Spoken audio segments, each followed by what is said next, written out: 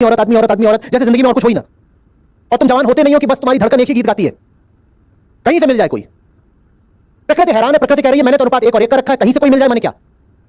जितने तुम हो उतनी ही लड़कियां हैं, तो कहीं से कोई मिल जाए मैंने क्या। तो अब इनका सवाल यह है कि मिलती क्यों नहीं। मेरा सवाल ये, और मेरा सवाल भी यही है जरा सा बदल के, कि मिली क्यों नहीं। फिर समझो, मिलना तो सहज है, मिलना तो प्राकृतिक है, न मिलना कृत्रिम है। अरे बाबा, आपके पास जैसे साधारण आप लोग जेईई में सॉल्व करते थे, प्रॉब्लम्स होती थी white red yellow blue balls की। व्हाइट बॉल्स हैं, ब्लैक बॉल्स हैं, एक बराबर नंबर की हैं, उनको आप ऐसे मिक्स कर दो और फिर कोई भी सैंपल निकालो, तो उसमें संभावना क्या होगी।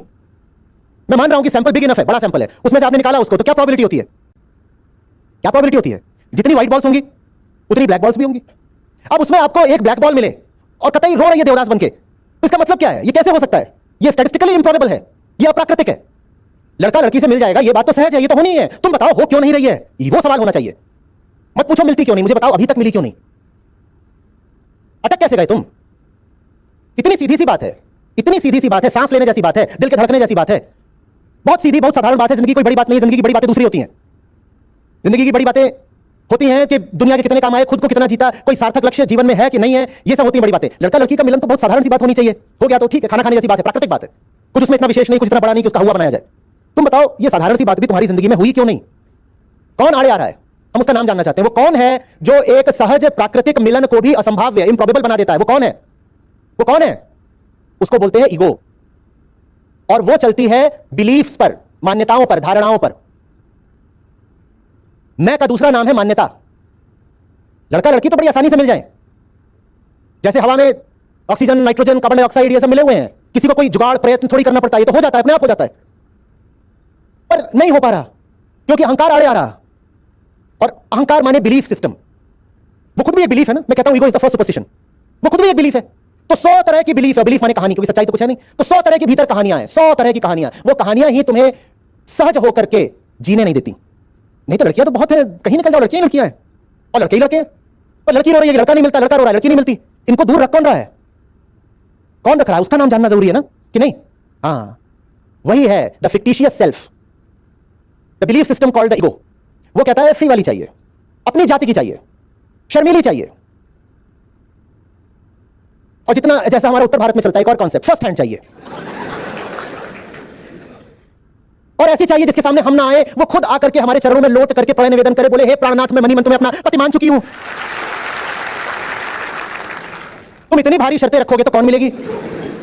पद भी इतना होना चाहिए, सेक्सी भी होनी चाहिए, अपनी जाति की भी होनी चाहिए, मम्मी जी को भी पसंद आए, और बिकनी में भी भाई। कैसे मिलेगी, कैसे मिलेगी, बोलो ना। ये काम करता है अहंकार, वो इतनी मान्यताएं, इतनी कहानी ले आता है कि जो कुछ प्राकृतिक है वो भी कठिन हो जाता है।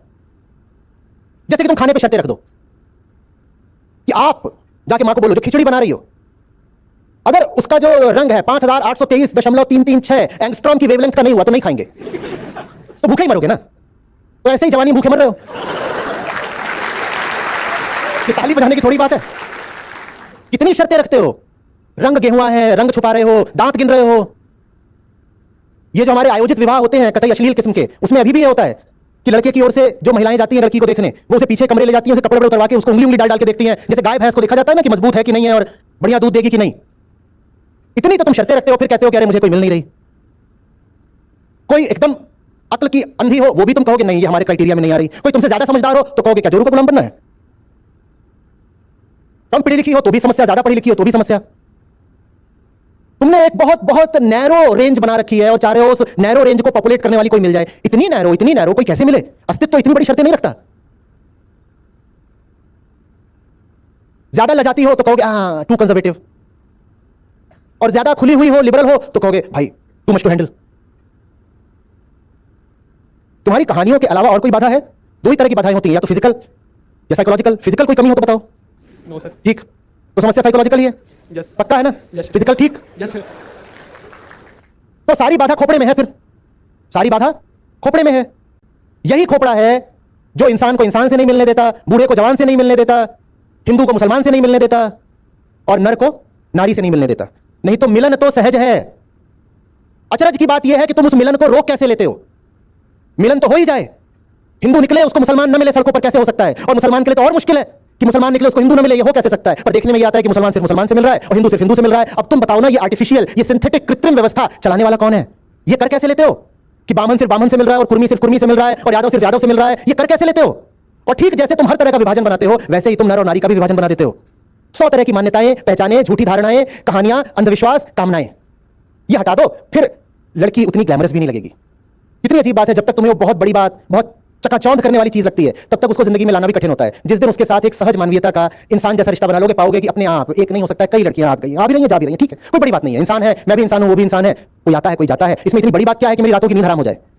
है तो जिंदगी में लड़की कोई है, नहीं है तो नहीं है, आज नहीं है तो कल होगी, परसों फिर नहीं होगी, आते हैं जाते हैं, प्रकृति का प्रवाह है। मुझे उसमें बहुत कहानियां क्यों खड़ी करनी है? मुझे क्यों कहना है कि जिंदगी की सार्थकता तभी है जब चांद जैसी कोई जीवन में आए और फिर करवा चौथ मनाए? ये सब जो तुमने कहानियां पाली है ना, ये कहानियां तुम्हारा नासूर है। ये कहानियां हटा दो, देखो जीवन कितना आसान हो जाता है। जिस दिन सहज हो जाओगे, उस दिन तुम्हें बहुत बड़ा कोई अंतर भी लगना बंद हो जाएगा कि जीवन में कोई लड़की आ गई, क्योंकि है तो इंसान ही ना। तुम क्या बार बार उसको लड़की लड़की लड़की बोल रहे हो? इंसान क्यों नहीं बोल सकते? क्यों बोलते हैं मेरा दोस्त अपनी गर्लफ्रेंड के साथ घूम रहा है? बोलो दो मनुष्य घूम रहे हैं, ठीक है। या सेक्सुअलिटी ही उस रिलेशनशिप का सेंटर है? अगर लड़का लड़की साथ घूम रहे हैं तो क्या जरूरी है कि वो रिलेशनशिप प्राइमरीली सेक्सुअल हो? मैं ये नहीं कह रहा कि नॉन सेक्सुअल होनी चाहिए, पर रिलेशनशिप के आधार होते हैं, ठीक है। सेक्स भी उसका एक हिस्सा हो सकता है, पर क्या जरूरी है कि सेक्स उसका सेंटर हो? क्या जरूरी है? लड़का लड़की जा रहे हैं, ठीक है, पति पत्नी जा रहे हैं, उनके रिश्ते में सेक्स होगा, पर क्या जरूरी है कि सेक्स ही पहली चीज हो? पर तुम जब कहते हो कि जिंदगी में लड़की चाहिए, तो तुम इसी भाव से कहते हो कि एक सेक्सुअल ऑब्जेक्ट चाहिए, इसीलिए मिलता नहीं। आ रही बात समझ में?